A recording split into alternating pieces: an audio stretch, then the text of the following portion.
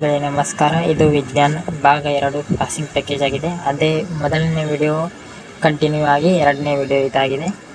ಘಟಕ ಬೆಳಕು ಪ್ರತಿಫಲನ ವಕ್ರೀಭವನ ಭೌತಶಾಸ್ತ್ರದ ಬಂದಿರುವಂಥ ಪ್ರಶ್ನೆ. ಪ್ರಧಾನ ಸಂಗಮ, ಸಂಗಮ ದೂರ, ವಕ್ರತಾ ತ್ರಿಜ್ಯ ಹಾಗೂ ದೃಕ ಕೇಂದ್ರ, ಪ್ರಧಾನಾಕ್ಷ. ಬೆಳಕಿನ ವಕ್ರೀಭವನ ಎಂದರೇನು? ಸೆಲ್ಸ್ನ ನಿಯಮ ಎಂದರೇನು? ಮಸೂರದ ವರ್ತನೆ ಎಂದರೇನು? ಮಸೂರದ ಸಾಮರ್ಥ್ಯ ಎಂದರೇನು?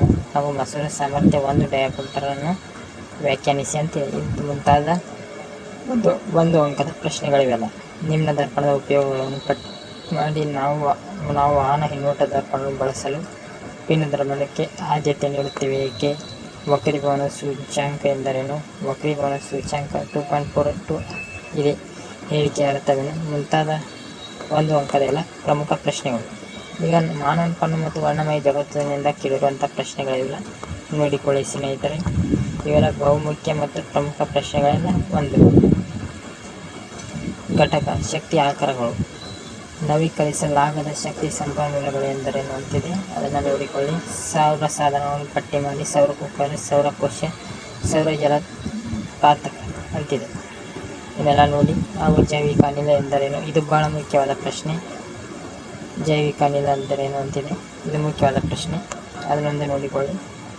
ಹಾಗೂ ಈಗ ರಾಸಾಯನಿಕ ಶಾಸ್ತ್ರದಲ್ಲಿ ಬಂದಿದ್ದೇವೆ. ರಾಸಾಯನಿಕ ಶಾಸ್ತ್ರದಲ್ಲಿ ರಾಸಾಯನಿಕ ಕ್ರಿಯೆ ಮತ್ತು ರಾಸಾಯನಿಕ ಸಮೀಕರಣಗಳು ಅಂತಿವೆ, ಅದನ್ನು ನೋಡಿಕೊಳ್ಳಿ. ಸಂಯೋಗ ಕ್ರಿಯೆ ಎಂದರೇನು ಸಹಿತ ವಿವರಿಸಿ ಅಂತಿದೆ. ರಾಸಾಯನಿಕ ವಿಭಜನೆ ಕ್ರಿಯೆಯನ್ನು ಒಂದು ಉದಾಹರಣೆ ಸಹಿತ ವಿವರಿಸಿ. ಹಾಗೂ ರಾಸಾಯನಿಕ ಸ್ಥಾನಪಲ್ಲಟ ಕ್ರಿಯೆಯನ್ನು ಒಂದು ಉದಾಹರಣೆಯೊಂದಿಗೆ ವಿವರಿಸಿ ಅಂತಿದೆ. ಹಾಗೂ ದ್ವಿಸ್ಥಾನಪಲ್ಲಟ ಎಂದರೇನು? ಪ್ರಕ್ಷೇಪಣ ಕ್ರಿಯೆಗಳು ಎಂದರೇನು? ಉತ್ಕರ್ಷಣ ಕ್ರಿಯೆ ಎಂದರೇನು? ಹಾಗೂ ಅಪಕರ್ಷಣ ಕ್ರಿಯೆ ಎಂದರೇನು? ಉತ್ಕರ್ಷಣ ಅಪಕರ್ಷಣ ಕ್ರಿಯೆ ಎಂದರೇನು? ಹಾಗೂ ಸಂರಕ್ಷಣಾ ಕ್ರಿಯೆ ಕಮ್ಮಟುವಿಕೆ ಎಂದರೇನು?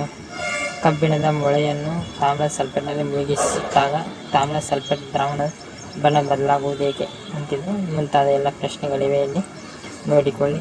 ಹಾಗೂ ಉಸಿರಾಟವನ್ನು ಬಹಿರುಷ್ಣಕ ಕ್ರಿಯೆ ಎಂದು ಏಕೆ ಪರಿಗಣಿಸಲಾಗಿದೆ, ವಿವರಿಸಿ. ಹಾಗೂ ಕಬ್ಬಿಣದ ವಸ್ತುಗಳಿಗೆ ಬಣ್ಣ ಬಳಿಯುವುದೇಕೆ, ವಿವರಿಸಿ. ಇವೆಲ್ಲ ಮುಂತಾದ ಪ್ರಶ್ನೆಗಳು. ಹಾಗೂ ಆಮ್ಲಗಳು ಪ್ರತ್ಯಾಮ್ಲಗಳು ಪಾಠದ ಬಂದಿರುವಂಥ ಪ್ರಶ್ನೆ.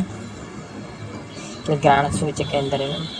ಒಂದು ಅಂಕದ ಬಹಳ ಮುಖ್ಯವಾದ ಪ್ರಶ್ನೆಗಳಿವೆ, ಇಲ್ಲಿ ನೋಡಿಕೊಳ್ಳಿ. ಹಾಗೂ 2 ಅಂಕದ ಸಹ ಮುಖ್ಯವಾದ ಪ್ರಶ್ನೆಗಳಿವೆ. ಇದು 2 ಅಂಕದ ಪ್ರಶ್ನೆ, ನೋಡಿ ಸ್ನೇಹಿತರೆ. ವಾಷಿಂಗ್ ಸೋಡಾ, ಅಡುಗೆ ಸೋಡಾದ ಕಾರ್ಯಗಳನ್ನು ತಿಳಿಸಿ. ಪ್ಲಾಸ್ಟರ್ ಆಫ್ ಪ್ಯಾರಿಸ್ನ ಅನ್ನು ಸೂತ್ರ ಬರೆದು ಅದರ ಉಪಯೋಗಗಳನ್ನು ಬರೆಯಿರಿ. ಆಮ್ಲ ಪ್ರತ್ಯಾಮ್ಲಗಳ ಪರಸ್ಪರ ಹೇಗೆ ವರ್ತಿಸುತ್ತವೆ ಅದರ ಬಗ್ಗೆ ಬರೆಯಿರಿ. ಮತ್ತು 3ನೇ ಪಾಠ ಲೋಹಗಳು ಮತ್ತು ಅಲೋಹಗಳಿಂದ ಬಂದಿರುವಂಥದ್ದು. ಇದು ಕುಟ್ಯತೆ, ತನ್ಯತೆ, ಶಾಬ್ದಾನ, ಅಲೋಹಗಳ ಭೌತ ಗುಣಗಳನ್ನು ತಿಳಿಸುವುದು. ಉಭಯಧರ್ಮಿ ಆಕ್ಸೈಡ್ಗಳು ಎಂದರೇನು, ಅದಕ್ಕೆ ಉದಾಹರಣೆ ಕೊಡಿ. ಮುಂತಾದ ಪ್ರಮುಖ ಪ್ರಶ್ನೆಗಳಿವೆ. ಇವನ್ನೆಲ್ಲ ನೀವು ಮಾಡಿಕೊಂಡು ಹೋದರೆ ನಿಮಗೆ ಸುಲಭವಾಗಿ 50ರ ಮೇಲೆ ಅಂಕಗಳನ್ನು ನೀವು ಗಳಿಸಬಹುದು. ಥರ್ಮೈಟ್ ಕ್ರಿಯೆ ಎಂದರೇನು? ಸೋಡಿಯಂ ಕ್ಲೋರೈಡ್ನ ಬಂಧನ, ಇಲೆಕ್ಟ್ರಾನಿಕ್ ಶಕ್ತಿ ಸೂತ್ರವನ್ನು ಬರೆಯಿರಿ. ಹಾಗೂ ಸಂರಕ್ಷಣಾ ಎಂದರೇನು? ಸಂರಕ್ಷಣಾ ತುಕ್ಕು ಹಿಡಿಯುವುದನ್ನು ಹೇಗೆ ತಡೆಗಟ್ಟಬಹುದು? ಗ್ಯಾಲ್ವನೀಕರಣ ಎಂದರೇನು? ಘಟಕ ಕಾರ್ಬನ್ ಮತ್ತು ಅದರ ಸಂಯುಕ್ತಗಳ ಪಾಠದ ಬಂದಿರುವಂಥ ಪ್ರಶ್ನೆ, ಇದು ನೋಡಿ ಸ್ನೇಹಿತರೆ. ಇವು ಯಾವ್ಯಾವ ಮುಖ್ಯ ಪ್ರಶ್ನೆಗಳಿವೆ ಅಂತ ಎಲ್ಲವೂ ಪ್ರಮುಖ ಮತ್ತು ಮುಖ್ಯವಾದ ಪ್ರಶ್ನೆಗಳು. ಇದು ಮೆಂಡಲಿನ ಧಾತುಗಳ ಆವರ್ತಕ ವರ್ಗೀಕರಣ ಪಾಠದ ಬಂದಿರುವಂಥ ಪ್ರಶ್ನೆ. ಇದು ಬಹಳ ಮುಖ್ಯವಾದ ಪ್ರಶ್ನೆ ಸ್ನೇಹಿತರೆ. ಈ ಕೋಷ್ಟಕದಲ್ಲಿ ಕೊಟ್ಟಿರುವುದನ್ನು ಬಹಳ ಜಾಗರೂಕತೆಯಿಂದ ಇರಿ.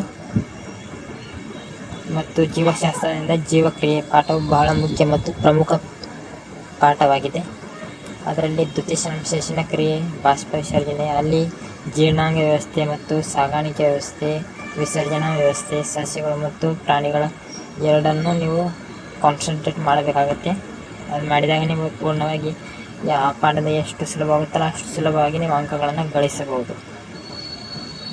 5 ವಿವಿಧ ರಕ್ತನಾಳಗಳು ಮತ್ತು ಕಾರ್ಯಗಳನ್ನು ಬರೆಯಿರಿ. ನೆಫ್ರಾನ್ ಎಂದರೇನು? ನೆಫ್ರಾನ್ನಲ್ಲಿ ಸೂತ್ರ ಉತ್ಪಾದನೆಯ ಹಂತಗಳನ್ನು ವಿವರಿಸಿ.